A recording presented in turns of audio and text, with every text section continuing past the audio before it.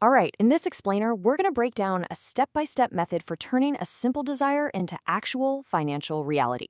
And look, this isn't your typical advice on budgeting or investing. Nope, this is a powerful mental framework, a blueprint that starts completely inside your mind. Okay, but before we even get to step one, there is a huge mental hurdle we've got to clear. The source material for this whole thing urges us to completely banish the word impossible from our vocabulary. So, with that in mind, let's dive in. All right, section one, mindset is everything. So, let's start with the absolute foundation. Before we even get to the how-to, we have to understand the true starting point for any kind of major achievement. So, where does it all begin? And here it is. This is a completely different way of looking at wealth. Think about it. Every single thing you see around you, a skyscraper, your smartphone, a car, it all started as something you couldn't touch. It was just a thought, an idea, a burning desire in someone's head. This concept is the bedrock of the entire process. So, how do you actually take that intangible thought and make it real? Well, that's where we get into the nitty-gritty, the actual blueprints. Let's break down the 6 specific, actionable steps you need to turn your desire into a rock-solid plan. And this is such a critical distinction. Wishing, that's totally passive. It's like making a wish on a birthday candle and just hoping. But desire, a burning desire, that's a whole different animal. It's active, it's focused energy, it's the fuel that's going to drive you to stick with this method until you see results. So here they are, the 6 steps. And look, this isn't some fluffy new age idea. This is a method straight from industrialist Andrew Carnegie, and it was even approved by Thomas Edison. You'll notice a theme here.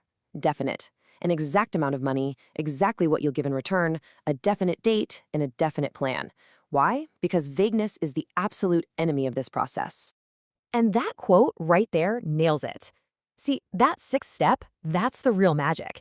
It's not just about mindlessly reading some words. It's about seeing and feeling it, tricking your own mind into believing you're already there. But how on earth do you do that? Section 3, programming your subconscious mind. Well, the answer lies in tapping into the most powerful engine you've got, your subconscious mind. This is how you convince yourself of a reality that hasn't actually happened yet. The tool for this has a fancy name, auto-suggestion. But really, all it means is self-suggestion. Think of your subconscious as this super powerful computer, right? And auto-suggestion is the keyboard. You can either let random stuff program it, the news, other people's doubts, or you can take charge and start typing in exactly what you want it to create. But, and this is a huge but, there's a catch. Just repeating empty words, that's useless. It's not gonna work. See, your subconscious doesn't really speak in words. It speaks in feelings. Your thoughts have to be supercharged with genuine emotion, with rock-solid faith. That's the only language your subconscious understands and acts on. This quote from a criminologist is a bit dark, but it makes an incredible point about how your subconscious works. It doesn't judge, it doesn't have a filter for good or bad, it just accepts whatever you feed it over and over again, especially if there's emotion tied to it. That means you have to be the bouncer at the door of your own mind. So, to help you build that unwavering faith, there's a practical tool that comes with this method, a 5-point self-confidence formula. Seriously, think of it like a daily gym session for your mind. Its whole purpose is to crush self-doubt and get your subconscious totally ready to accept your new financial goals. Section 4, amplify your power. Okay, so now you've got your personal blueprint and you know how to fire up the engine. So what's next? Well, now we're going to talk about how to amplify your power, like exponentially. Here's the thing. An idea, even a brilliant plan, is useless by itself. It's just sitting there, inert.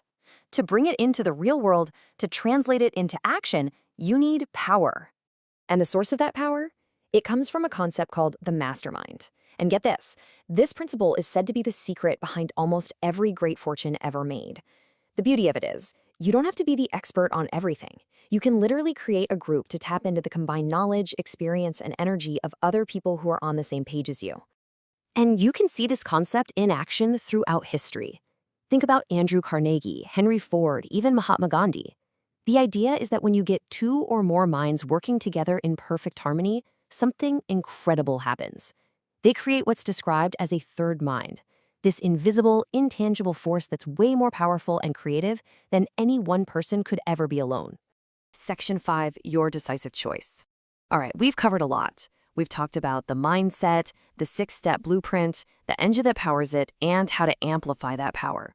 Now we come to the final piece of the puzzle, and it's a decision that only you can make. Here's the bottom line. Your subconscious mind is like a super fertile garden, and frankly, it doesn't care what you plant in it. It will grow whatever seeds of thought you sow, whether they are thoughts of wealth and abundance or thoughts of fear and poverty. And that leads to a final, absolutely critical point. See, a poverty mindset, that takes zero effort. It's the default setting. If you do nothing, that's where you'll end up. It's bold, it's ruthless.